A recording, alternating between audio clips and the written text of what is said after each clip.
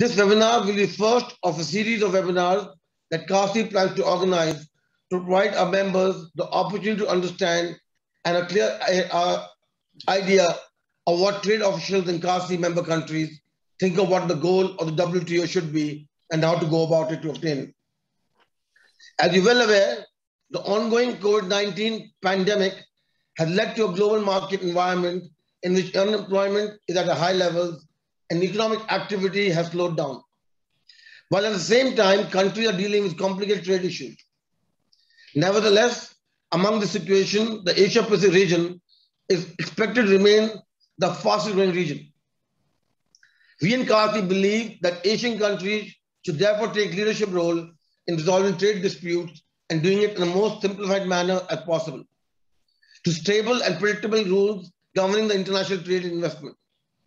It was for that reason that CACCI decided to undertake a study on achieving a successful world trading system. The primary aim of the study is to examine the demise of the trading system and the WTO, why the breakdown has happened, and what to do to fix it. As a regional business association, CACCI strongly believes in the importance of undertaking a study project which is not only timely, given that CACCI member countries are now facing a new world order, but also ensure that CACCI, by focusing on the important issues and raising the right question, is seen as a serious policy advocate for the business sector, and in particularly the small business, in an effort to address the currently complicated trade and investment environment. The WTO's importance gradually weakened. It's important for CACCI to conduct a study that's driven by self-interest of all CACCI member countries, so that it will provide an opportunity for the business community to change and remedy the current situation by achieving a successful outcome in the WTO, so joint effort of local champions in the CACCI membership. It is our hope that through the study, CACCI will be able to A, develop an appropriate policy response that will achieve satisfactory reforms of the WTO. 2, identify appropriate supporters within the business and political landscape who can become partners and ambassadors for the project and its outcomes. 3, engage CACCI member chambers to garner national support for the report recommendation and policy position of CACCI. With the current need for reform in the WTO, with protectionism going up and the feeble global trade and investments, the two forces that CACCI can harness in ensuring a good outcome of the study. The first force, the cooperation that CACCI can draw from the alliance of its membership consisting of businessmen. This force will be effective in countering the absence of a global government necessary to address the global problems of a complicated trade and investment situation. The other force is the recognition by countries that it will be to their common self-interest if they will all maintain open borders for trade investments, so that no individual industry, chamber, or country will have to work on its own to tackle the global recession problem. It is therefore necessary to spell out in the study how to make self-interest work in each country. It is also important for CACCI members to introduce a research project not only to business communities in their respective countries, but also to the individual governments to ensure a greater and broader impact. We're therefore grateful to Your Excellency, Mr. Tehan, for graciously accepting our invitation to discuss the WTO issue from the perspective of the Government of Australia. I'm confident we'll have an interesting and productive exchange of views on the topic at hand. It is my ardent wish that the valuable insights from His Excellency and the discussion that will take place thereafter will be a great learning experience for all of us. Thank you, and may we all have a fruitful and productive webinar. It is now my great honor and privilege to invite His Excellency Dan Tehan MP, Minister of Trade, Tourism and Investment of Australia, to deliver his presentation. Your Excellency, the floor is yours. Thanks, Samir, and can I thank you and Peter for organising this event, and also Bryan Clark in Australia. I previously worked for the Australian Chamber of Commerce and Industry, so it's absolutely terrific to be able to join with you this afternoon on this very important topic for discussion. And can I also acknowledge CACCI and the role that they're playing in trying to make sure that they're contributing to the discussion around WTO reform. And I understand there'll be a research paper that Andy Stoeckel has done on your behalf, which will be released on Friday. And I think it's these types of contributions to the discussion and the debate we need to have around WTO reform, which is so important. And can I commend Andy Stoeckel for his lifetime of work at looking at trade policy, looking at the World Trade Organization, looking at bilateral free trade agreement policy, and making sure that governments can understand that we do need to have a coherent structure around these things, and that the basis of everything that we do should be around economics and the economics of trade policy. And I know in his report he harks back to Paul Krugman and the wonderful insights that he gave us is why trade policy is so important and why free trade is so important. And I don't think you can underestimate at the moment the importance of all of us who support free trade, making sure that we're doing everything we can to underline its importance to the global economy as we come out of this pandemic. We've seen protectionist instincts rise throughout this pandemic, and we've got to make sure that those strong advocates for free trade are still there as we come out. And can I just please ask the business community to make sure that your voice is heard loud and clear in all governments as we come out of this pandemic. You have an incredibly important role to play in ensuring that, A, the global trading system remains strong and effective, but also that governments understand that ultimately free trade will benefit all people in all countries. And that's the best way that we can build on the outcomes that we've seen post the Second World War, when the world trading system was first put in place thanks to the Bretton Woods agreements. The WTO ultimately was put in place as a follow-on from the GATT. These were incredibly important structures that were put in place that have benefited the world, and we've got to make sure that they're fit for purpose for the next 50 years. And it's going to be an incredibly important World Trade Organization meeting, which takes place at the end of November, where we gather to look to see what outcomes we can achieve from this ministerial, but also to see what we can do to push the case for World Trade Organization reform going into the future. And can I say, as it stands right now, there is a really delicate balance as far as what we're going to be able to achieve. We're going to need a lot of momentum, a lot of leadership, and a lot of impetus if we're to get the outcomes that we need. And in particular, that we can get the outcome that we need at looking at WTO reform. And could I encourage all the business leaders on this call, please speak to your trade ministers before they head to the WTO ministerial meeting at the end of November and say to them, the time has come for us to seriously negotiate, for us to seriously make sure we get the outcomes that we need from the ministerial meeting. If we don't get that, what we're going to see is continued drift from the World Trade Organization, growing protectionism, and I think a real setback to the growth, the economic growth that we're going to need as we come out of this pandemic. So I'll touch on two things. First of all, what are we trying to achieve in the next 2 to 3 months? And then it's less than 2 to 3 months. What are we trying to achieve in the next 40 days? And then what does the future of the World Trade Organization look like? My hope is that we will get strong ministerial outcomes from this year's ministerial MC12. We can get strong outcomes in trade and health, in the area of fish subsidies, in the area of agriculture and of WTO reform if everyone goes there with the right mindset. And this could actually then be the springboard for making sure that the WTO remains fit for purpose over the next decade.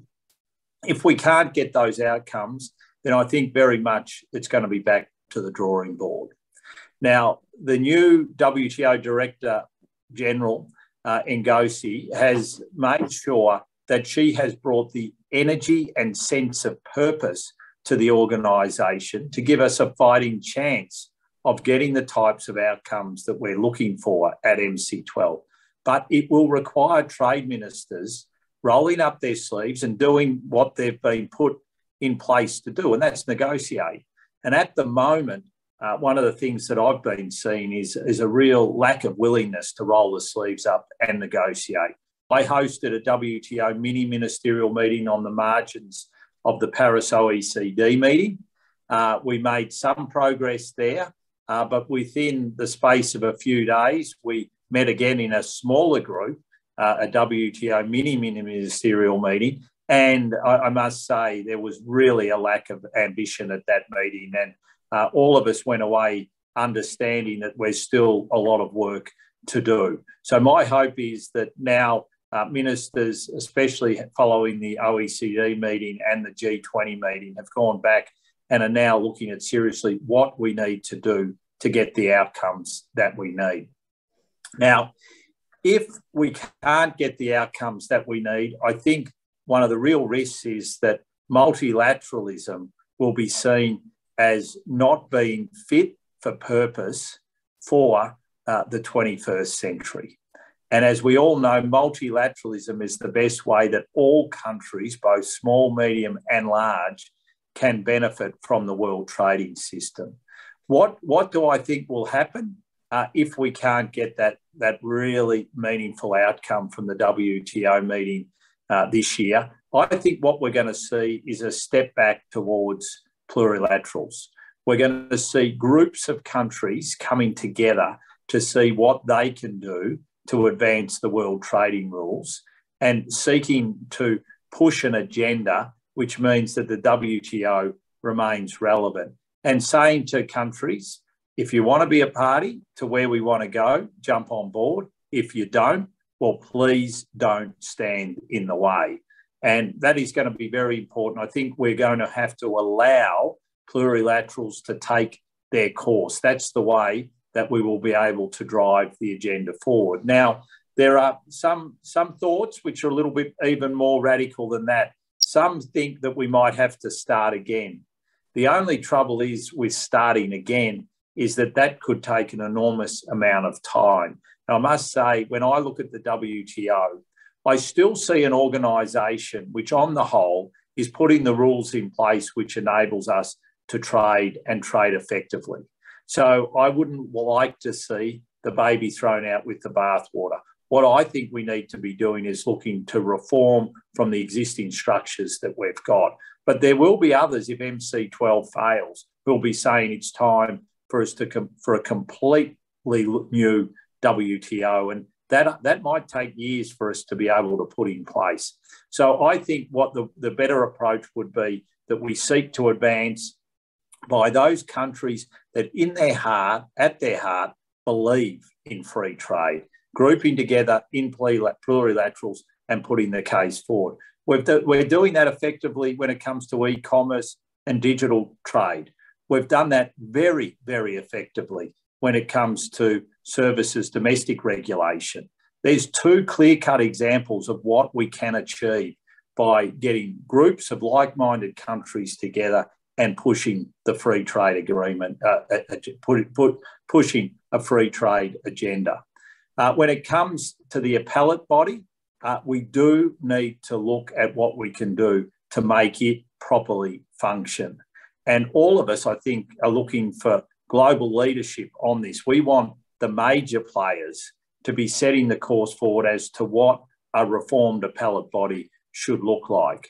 We know from an Australian point of view that without an appellate body, we, in certain trade disputes, will be very vulnerable to those trade disputes going into limbo and never being resolved. So we want to work very constructively with major countries to make sure that we can get the appellate body reform that we need. And MC12, at a minimum, should enable us to have the structures in place for us to look at what a new appellate body system would look like and how we could make it work effectively. So I'll leave my comments there. I'm looking forward to the discussion and the suggestions and ideas and thoughts on what we need to do to really make the WTO relevant for the next decade and the next half century. As I've said at the start, there's never been a more important time for us to have free trade at the heart of everything we're doing when it comes to the global economy. We're coming out of a pandemic, protectionist forces are building, and we need to be pushing and promoting free trade as best we can. And I'll end by saying this: we're going to need the business community out loud and proud with regards to free trade as we head to the WTO ministerial meeting, because it is your energy, your support for free trade that ultimately will drive the outcomes that we need. So thank you, and looking forward to the rest of the discussion. Thank you very much for your presentation, by the way. And I come to you from not far from your hometown. I'm in Barwon Heads at the moment, and are you there? Yes, I'm here, Peter, and I'm glad to hear you're in Barwon Heads. I hope you might be able to get up to that wonderful golf course, and if not have a hit, at least have a drink off the balcony. I'm right next door. So you can actually work out almost exactly where I am. But anyway, look, the question that is on the list here is for you. You spend a lot of time with the global groups like G20 and the Ottawa Group, and the observations made that they're groupings of rich nations. I mean, how do we appreciate the needs of developing nations when they talk about WTO issues? And I'm just interested in your insight into that issue. Yeah, Peter, it's a really good question, and it's why the CANS group is so important, I think, as one of the groupings in the WTO, because it is a mixture of developed and developing countries. And I think more and more we've got to harness developing countries to make sure that we get the outcomes we need at MC12. If you look at agriculture, for instance, it is the developed countries that are blocking any real and substantive progress on agriculture, and that harms developing countries. And not only that, as recent work by the Food and Agricultural Organisation, the United Nations Development Programme, the United Nations Environment Programme have shown, agricultural subsidies are leading to rapid increases in emissions, and agricultural subsidies will hit 1.8 trillion per annum by 2030. So harnessing developing countries and making sure that they play a key role in the outcomes that we're seeking to get at MC12. You look at an outcome, for instance, on trade and health, which hopefully will be one of the key outcomes we get at MC12. We need developing countries on board fully for that. And one of the things that will be vital in that is making sure that we can get a very good outcome with regards to the TRIPS waiver, which would see enhanced production of COVID-19 vaccines globally. So I think it's a really good question. I think we need to do more engagement with developing countries if we're going to seek to get the outcomes from MC12 and then going forward that we're all looking for. Great. Thanks, Bryan. Do you want me to keep going with the questions, or do you want to? There we go. Mig's sorted my camera out. We're somewhere moving forward. But yeah, Peter, why don't you ask the next one as well? I'm trying to get Andy on here in a second, but go ahead with the second question. Happy to go ahead with the next question, and that's the WTO dispute process is critical to its function and yet currently cannot function, and you referred to this in your comments. The approach of the appellate body has been a legalistic one about what terms mean, etc. Have the WTO members considered an alternative approach to economic analysis to demonstrate in a transparent way the costs a nation imposes on itself when implementing trade barriers?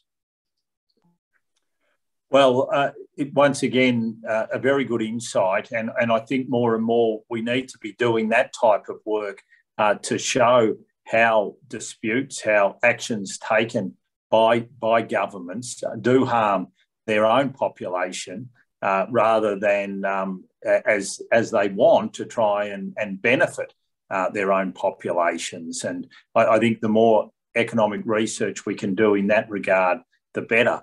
But I would also say that one of the challenges that many countries had with the appellate body was that it started through precedents to be setting rules rather than allowing countries through negotiated outcomes to be setting rules. So I think one of the key reforms that we have to look to put in place with regards to any appellate body system, that's what it is. It's an appeals mechanism.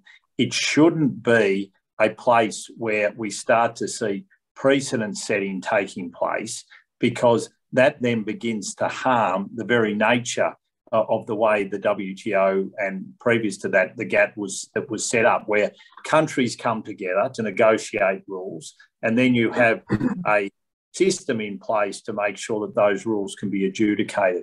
We never expected to have an appellate body which, through precedent, would start setting rules. And that, I think, is one of the key reforms that we've got to make sure that we can get put in place if everyone is to have confidence again in the appellate body mechanism.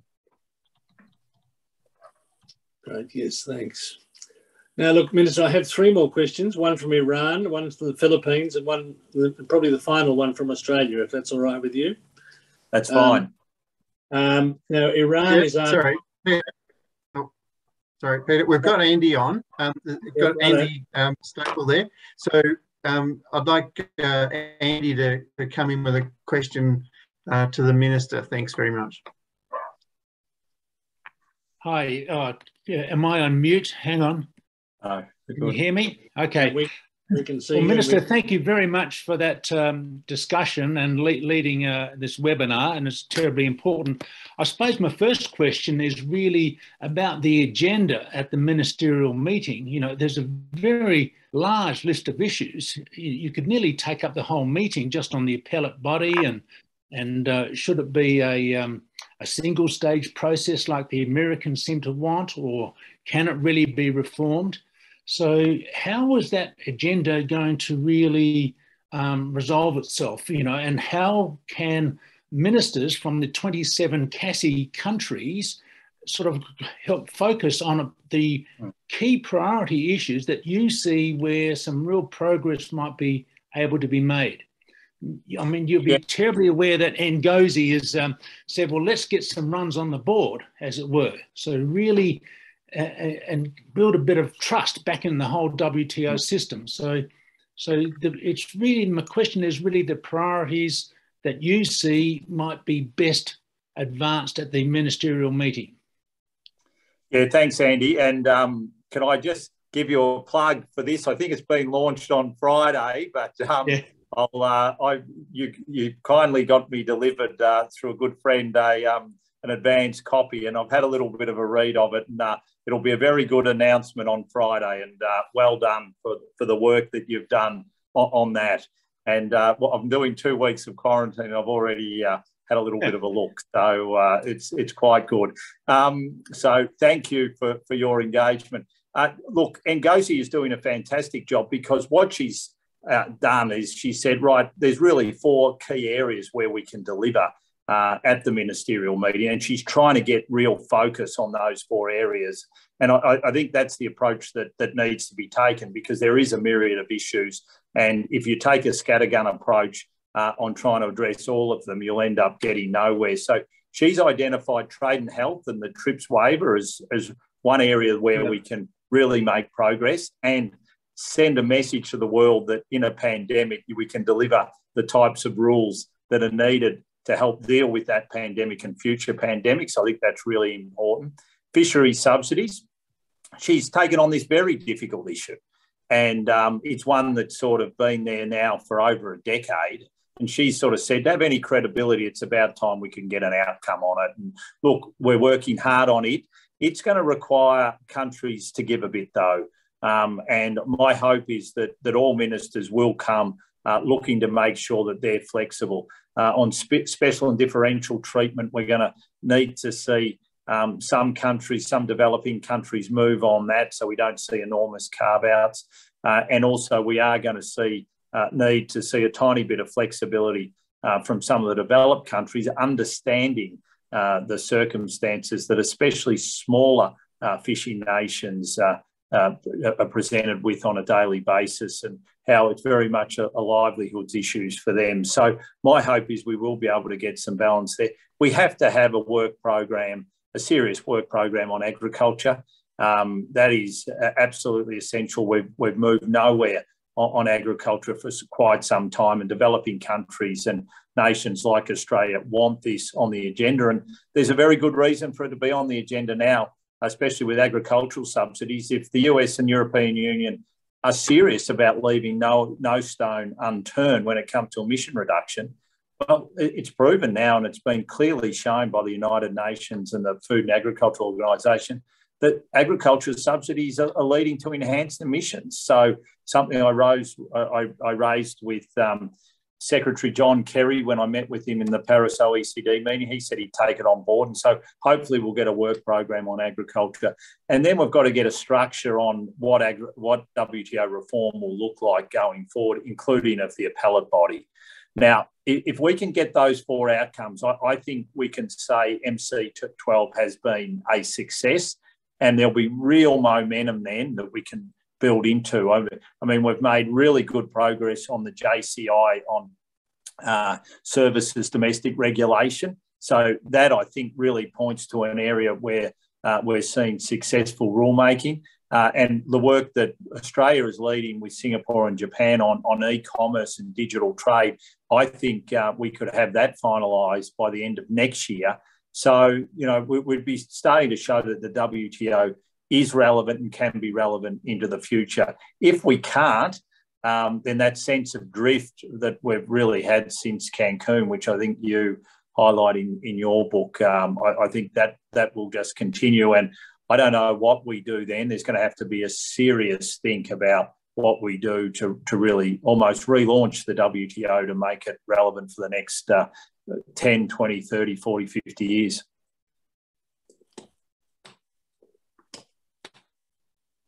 Thanks, Minister. Andy, did you have a second question? And then we'll return to Peter.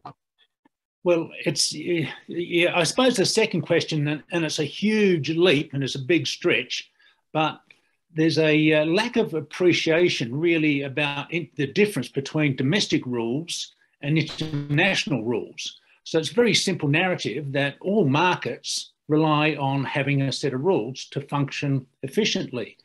And it's pointless having rules unless they're complied with.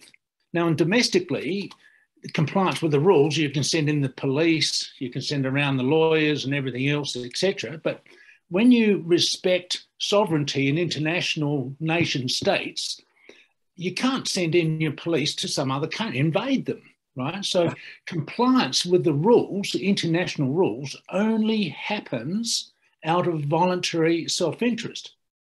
And so you can't expect a country to act in its own national interest if it doesn't even measure what's in the national interest. And what we found in doing the study is that very few countries actually measure what is in their national interest when it comes to trade.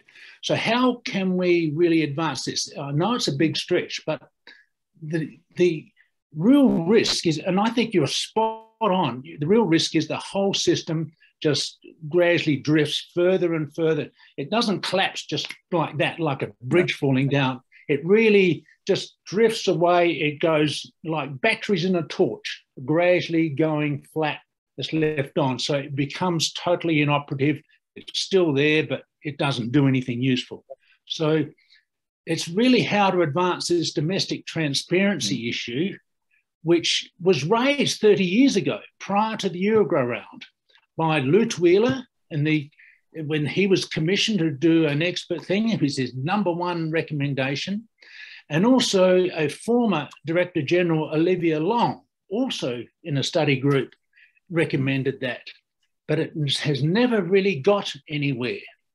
And how can we really progress that issue? It's the right idea, but it's a big stretch.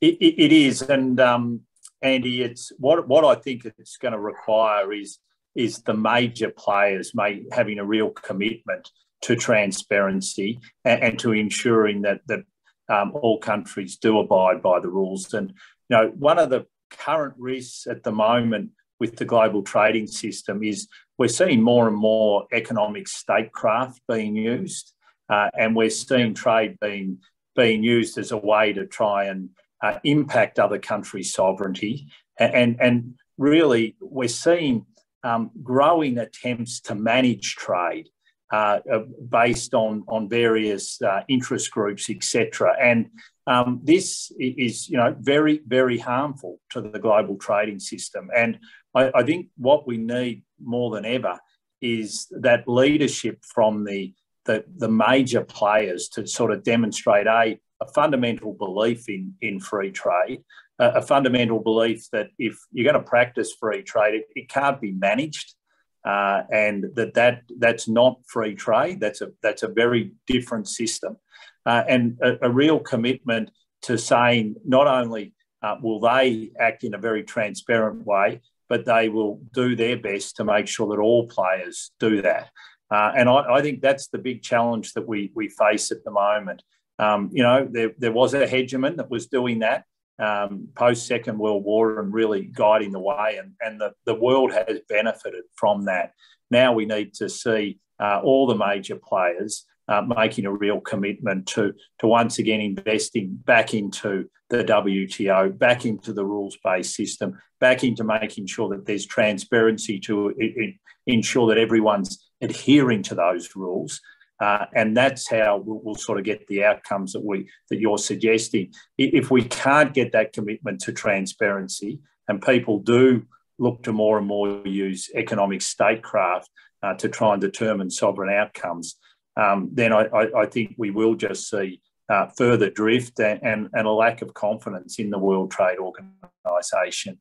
And you'll see groupings like the CPTPP, where you do have parties coming together, absolutely committed to gold standard rules and having adherence to those rules. You'll see, I think, those types of regional groupings begin to flourish. And can I tell you, with CPTPP, because of those rules and the countries that are there adhering to those rules, we're getting the door knocked on by everyone from countries wanting to join for exactly that reason.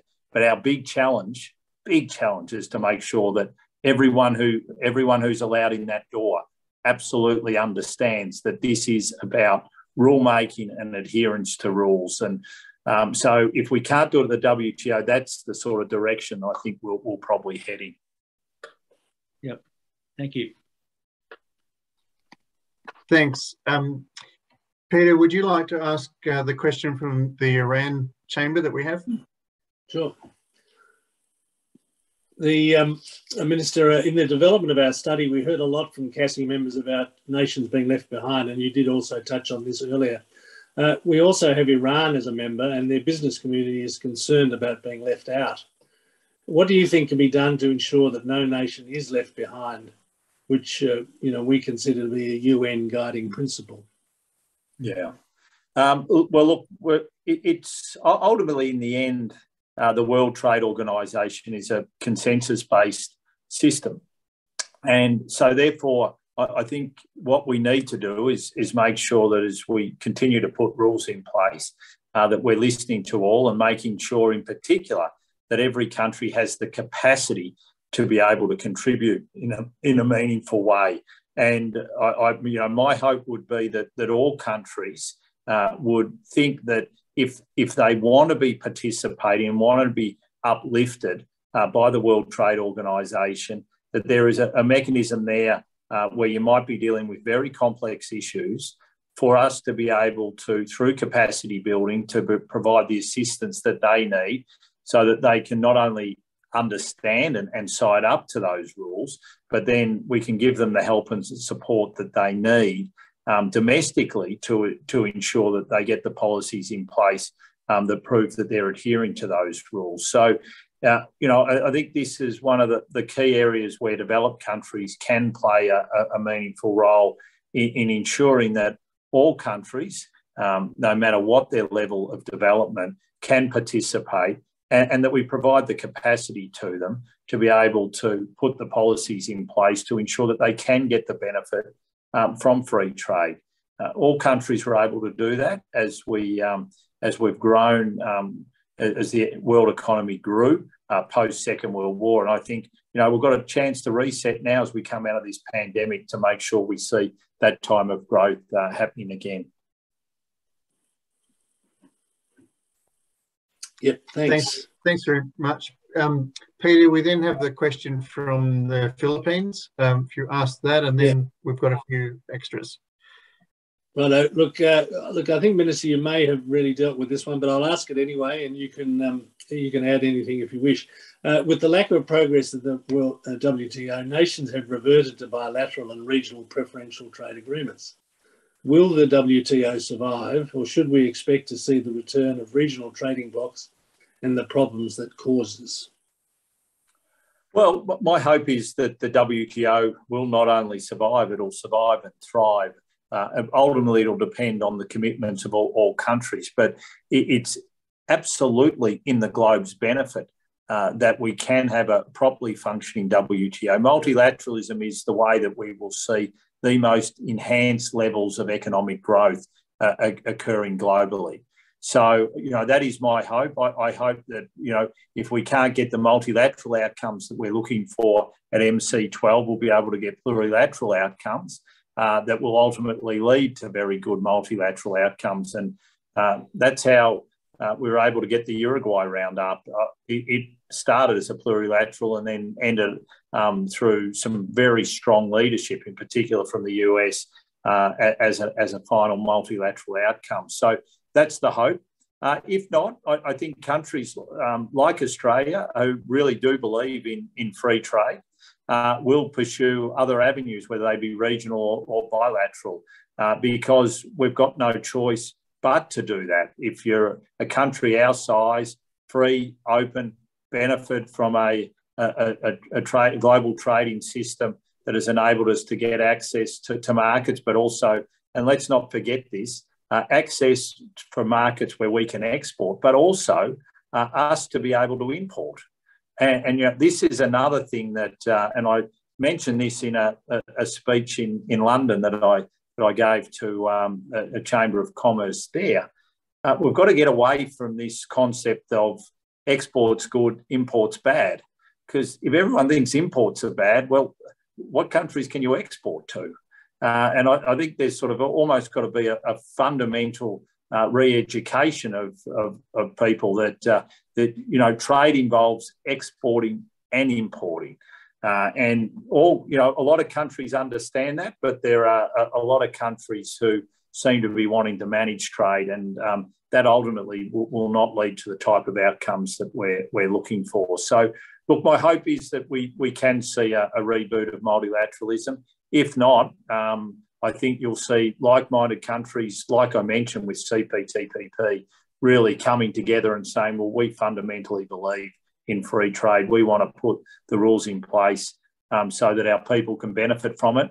And I think you'll see other countries wanting to join. We're seeing that with CPTPP.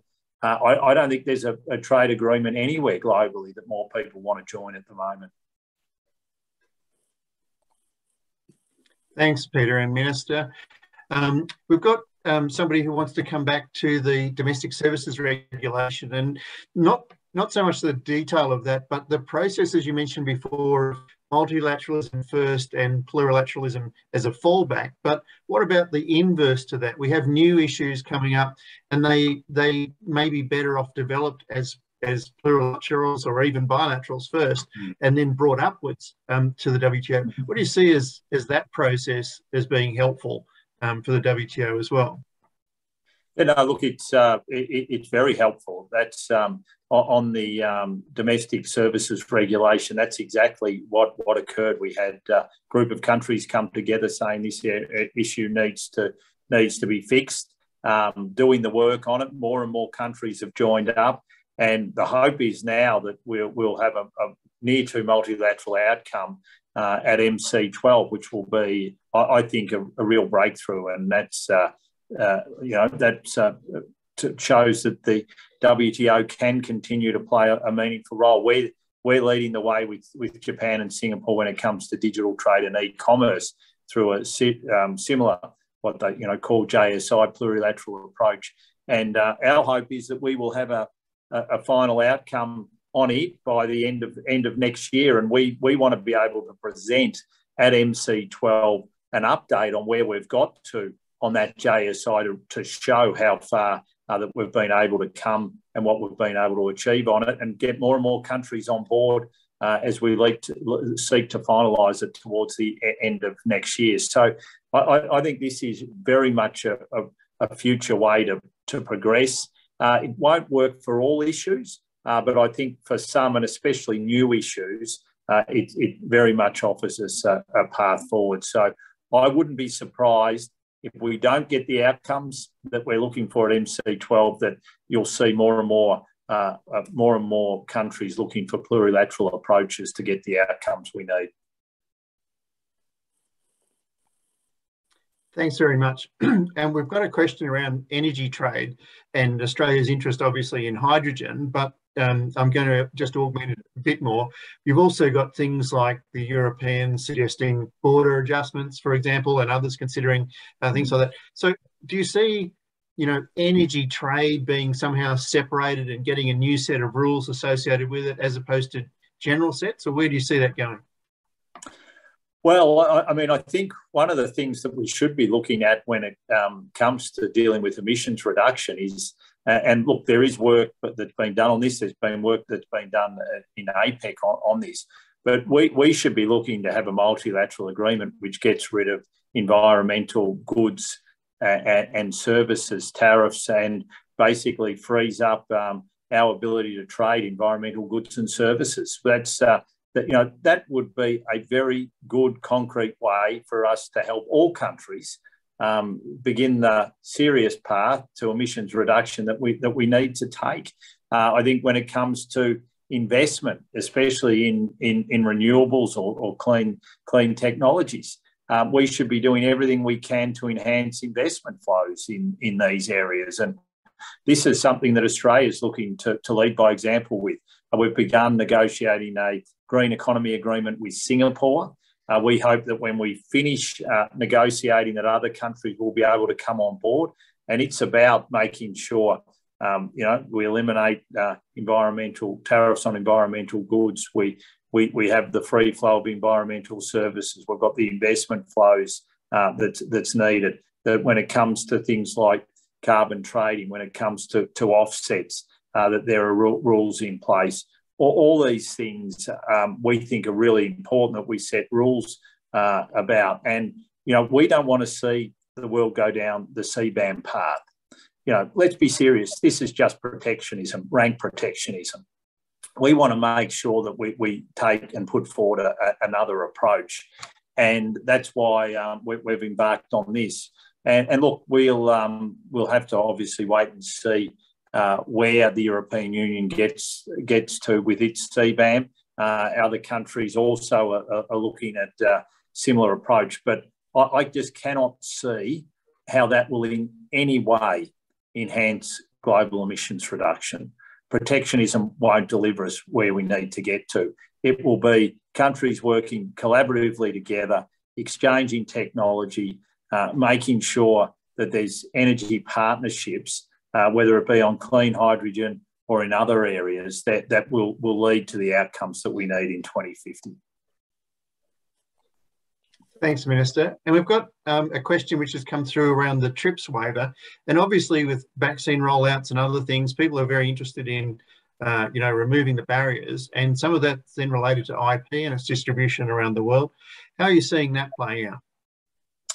Well, first of all, there's the really good news. Vaccine production has stepped up remarkably. And if you look at global production of COVID-19 vaccines, my understanding is that we'll hit about, 20 billion by the end of this year. And we're looking at similar numbers by the end of next year. So the step up in global production of COVID-19 has been truly remarkable. What we do have to make sure is that we can get the distribution that's needed of those vaccines, and make sure that going forward, that when future pandemics come in whatever form, that we've got the mechanisms to be able to develop the vaccines, but to be able to distribute them as quickly as we possibly can. And a TRIPS waiver is part of that. But it's not the whole part. What we also need to be able to make sure that we can do and achieve is we've got the supply chains ready to go, that we don't see any restrictions to those supply chains. We don't see export mechanisms being put in place to restrict export of vaccines, because that harms investment. So there's a number of things that we've got to look at here. But to get the outcome that we need at MC12, the TRIPS waiver has to be part of it. And I must say, this is one area where the European Union and South Africa are doing some very good work together in trying to come together to see whether we can get an outcome in this area. And that means I think we can get an outcome on trade and health, and that will be something which the WTO will be able to point to and say that they've been able to put the rules in place that are very relevant to a pandemic and get a big tick. Thank you, Minister. I know we're coming up towards the end of it now, and CACCI also has some ongoing meetings, so we'll have to wrap up promptly. But Peter, do you want to ask the last question, and then we'll hand to Samir to close the session? Righto, thanks, Bryan. Look, Minister, Ken Court, my colleague from Western Australia, has asked this question, so he couldn't join us, unfortunately. But on Friday, CACCI will launch our report and recommendations. How can we work together to build a grassroots groundswell for reform of the WTO? Would Australia be willing to host a new Bretton Woods type conference to ensure we get the right organisations doing the right thing and set them up for the next century of success? Well, there's two parts to that question, as I see it. The first is what we need to focus on and aim for in the first instance is trying to get the best outcome we possibly can at MC12. So what I would ask is for all the chambers of commerce who are listening today is to make sure that you're lobbying your governments and your trade minister to go to Geneva for MC12 with free trade at the forefront of their brain, trying to do everything they can to enhance trade and put the rules in place that we need to make sure that free trade will continue to be the driving force of the World Trade Organization. And if we can do that, that would be a great thing. And we'll need the business community knocking on the doors of every trade minister in our region and across the globe saying, go there to negotiate and get the outcomes that we need.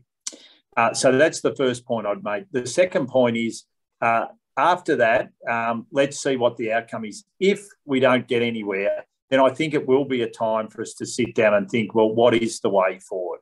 Now, whether it's wholesale change and some sort of a new Bretton Woods conference, that'll be a fairly radical step, and that's something where we'd have to do so cautiously, because what we don't want to see is the WTO sort of declining in relevance in a rapid way, because that's not in any of our interests. We need to be making sure we're doing everything we can to support it and get it going again. But it will take some creative ideas. So a conference of the type that you suggested, I definitely wouldn't rule it out. But I think that's something we need to think about and consider after MC12, not before. I think in the next 40 days, and it's probably even less than 40 days now, I think our focus has to be on ensuring that every trade minister knows who's heading to Geneva.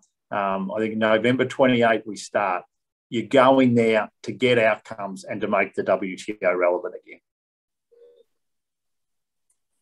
Thank you very much, Minister and Peter, and for all of those who has provided us with questions pre-prepared and has come through the chat. Thank you very much. It's been a really stimulating conversation. And I'd now like to hand back to CACCI President Samir Modi for the last words and to close us for today. Thank you. Thank you, Bryan. Thank you to all the participants who have participated in this webinar, and the questions. They've been very interesting. I'd like to say a very big thank you to His Excellency, for his participative to answer all the questions. I think it's been a very stimulating hour that we've been here together, and I hope that CACCI and you can work together to make sure that we are doing justice to the study that we have put together. And I want to say in the onset, preempted to say a very big thank you for your support, unwavering support, and we are very excited that we can work together. And with that, I'd like to say to everybody, please support our new study, and we look forward to seeing your participation in the efforts of what we're doing with CACCI. So thank you, Excellency. Thank you, everyone. Bye.